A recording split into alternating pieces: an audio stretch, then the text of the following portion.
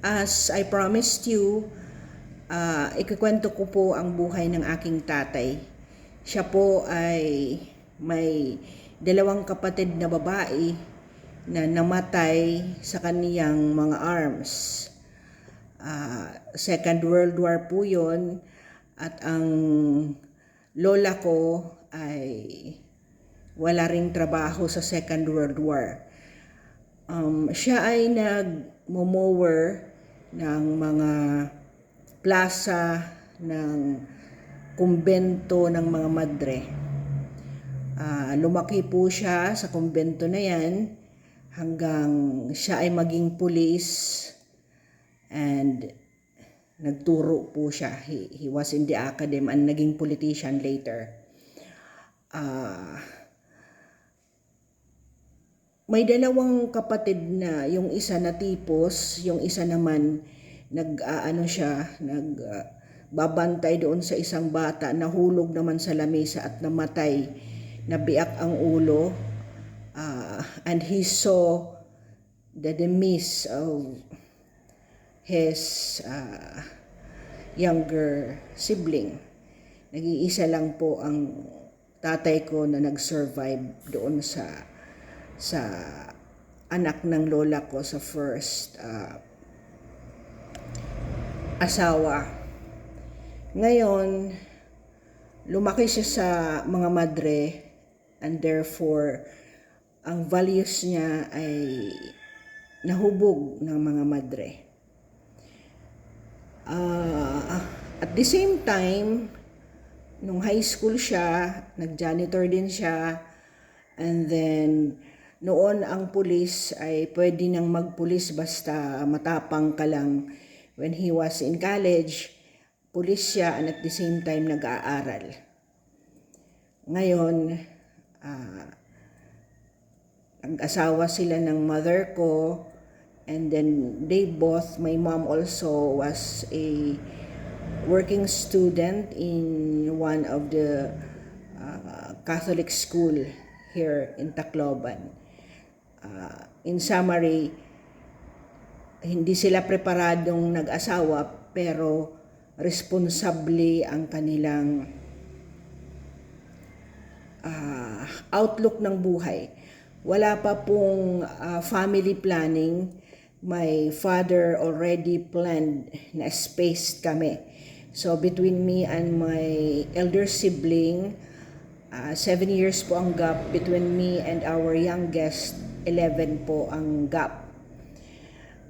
In those times, although hindi naman kami mayaman, hindi rin kami mahirap, nakapag-send off po siya equally ng 32 children or students na tumira din sa amin sa bahay. We call them adopted siblings, although hindi transfer ang kanilang family name. So, one of whom became a priest, one of whom became a nun, may naging abogado, may naging engineer, and all different kinds of profession na natapos nila. And the inspiration, hindi ko pa nababasa ang libro na to, he would always say, magalit ka sa kapobrehan mo. And wala talaga akong nakita sa kanila ng aking elder sibling na bisyo. He didn't like inom, he didn't like sigarilyo sa bahay, at we were brought up value for money. Sabi ko sa inyo sa ibang segments ko, naalala ako 5 years old ako, may piggy bank na ako. Ang nilalagyan namin yung malaking pulbos ng Johnson doon, plastic pa yon, malaki. Pagkalaki-laki siguro mga 1 foot long ang taas. I was already, my kuya was also trained. I was also trained to already have a piggy bank. Noon, ang mga maestra, pag the teachers were not given, wala pang labor code noon naalala ko, 1960s. May farmlands din kami. So kumbaga pag hindi pa nagha-harvest at walang klase, walang pinagkukuhanan ng aming pagkain. So, inuutang nila. 5 years old pa lang ako, naalala ko, inuutang nila yung aking savings na kanila din naman yan. At binabayaran ako with interest. So, I was trained even as a 5-year-old child to already save. At pag may gusto din akong gamit, kunyari yung shoes ko, gusto kong palitan na, di ba? So, value for money, siya ay makakabili ako out of the savings that I had. Ganun po ang aming training sa paghawak ng money. So, may mga time talaga na nung dalaga na ako, pinupuntahan ako sa bahay to be a contestant sa mga pageant. And he would always say, wag kang mag-aano niyan, wag kang join kasi it's an authorized public prostitution. Magpanti-panti ka dyan, magbida-bida ka sa katawan mo, and then you're not going to follow the sacredness of your body. So, yan. Ang sabi ng father ko, always aspire for excellence. Ang hindi lang maganda kasi sa kanya, kunyari, I would be chosen to do an oratorical contest, mga declamation. May defeatist attitude kasi ang father ko. He would always say, wag ka na yan. Pag hindi ka number 1 yan, I think it was protection also. Nasa-psychologize ko siya later on na protection pala yun. So I resented each moment na aayawan niya akong magsali-sali sa mga pageant contestant, mga oratorical contest. Yung pala yun ang reason. So, but, ang sabi niya talaga sa amin noon, pag gumawa ka, kahit sa paglinis ng bahay, dapat pati ilalim ng mga lamesa ay organisado. Dapat lahat ng areas ng lilinilisan mo ay perpekto. Kumbaga, sa employment mo, do it right the first time. Kung ikaw ay ma-promote, kung ikaw ay may bonus, added na yon. Kumbaga, added na mahal ka ng boss mo kasi magaling ka magtrabaho. But the idea was, saka mo naisipin yung promotion, saka mo naisipin yung malaking sweldo. Ang isipin mo, ang saya mo dahil gumawa ka ng extraordinary action or performance na no one can do it but you. Ulitin ko. Gumawa ka ng isang trabaho na kahit ito ay administrative function lang, pulidong-pulido or perpekto na hindi pwedeng magawa ng kahit sino, na kaya mahal na mahal ka ng amo mo dahil hindi ka pa bida pero nakapokus ka sa trabaho mo at ikaw ay lumalago.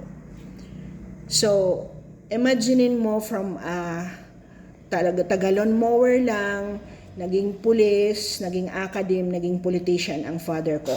Way back in 1988, before he left for US. Before 1983. Noong 1983 po, nag-EDSA revolution. So he ran and he became the first councilor of our town at hindi po siya nagbigay ng kahit anong pera. Ano ang pundasyon po ng aking father? He had a fund in the school where he was teaching na mga scholarship ng mga batang gustong mag-aral bukod doon sa 32 namin. Kung may mga promissory note, ito pong pundo niya ay mag-a-answer for the education at babayaran later ng mga batang nagpro-promissory note sa paaralan where he was teaching. So, imaginein mo ang isang gusgusin na bata. And then after that, he left for US. Doon na po siya namatay way back 2008 when I was already about to finish my doctorate degree. So, yun po yun. Discipline, kaya siguro din naman kaming lahat na magkakapatid ay we are blessed with a good life kasi meron po kami ng mga disiplina na yan. So, hindi po restraint sa'yo to rise above, to surmount above your condition na kung pobre ka, kung wala kang magandang environment. Kasi yung lola ko nag-iisa lang, walang trabaho. Alam mo naman sa Second World War. But then he chose. Marami din naman tayo sa ating panahon ngayon na makikita mo rin na mga batang anak lang ng pedicab driver, ng farmer ay nakakapasa sa PMA, nakakapasang maging abogado. In fact, there was one security guard who became a lawyer. So, my tatay also wanted to become a lawyer, kaya lang dahil sa marami na rin siyang responsibilities, he did not finish and he did not have the opportunity to take the bar. But he took his basic degrees in law, kaya medyo maganda po yung aming pundasyon sa aming buhay. So, if there is any idol that I have in life na lalaki, siya po yun. Alpha person po ang father ko, but I have seen my father who was taking care of everything. Sa umaga po, paggising niya ng 4:30, he would walk to the bakery, come back, gawa ng tsokolate. Noon wala pa kasing refrigerator naalala ko si nanay, he would wake up and kiss my mom and say, "Mamang, nandito na yung tsokolate at ang tinapay ng mother ko may kondensada na at may mantikilya na palaman." So, with that in mind, you start up, and yes, every one of us was shaped in that upbringing. Kung ikaw ay ama, nanay ngayon na retired na, di ko alam kung paano mo i-unturn, but you can still tell your children to rise above what we are now. It is their choice. Kung hindi mo man choose yun, let them have and listen to these videos. At wala pa pong last chance. Every day is a defining moment for you. Wika nga ni President Donald Trump, each day you can always unturn what you were yesterday. Hindi ko alam, basta alam ko, hindi ko alam kung paano mo i-startan, but alam ko ang secret number 2 and 3 and 7 worked for me. Kung hindi mo pa yon na pakinggan, hanapin mo yon, pero sana hindi ka mag-i-skip ng bawat sikreto or sa 29 chapters ng Why We Want You to Be Rich by President Trump. Thank you for listening and for the patience to listen until the last minute of each video para po ito sa inyo. Sana alalakbay po kayo with me to share the good things that have made me as to who I am now. Great time. May the power of the universe be upon you always. Subscription will entitle you to a prompt in your wall kung may bago po akong upload. As you have seen, nakaikot po ako sa mundo lately, na-document ko po, at yun po ang reasons na kaya dapat kayong magbuti sa inyong buhay. Amen to all of that, and I hope you enjoy the story again.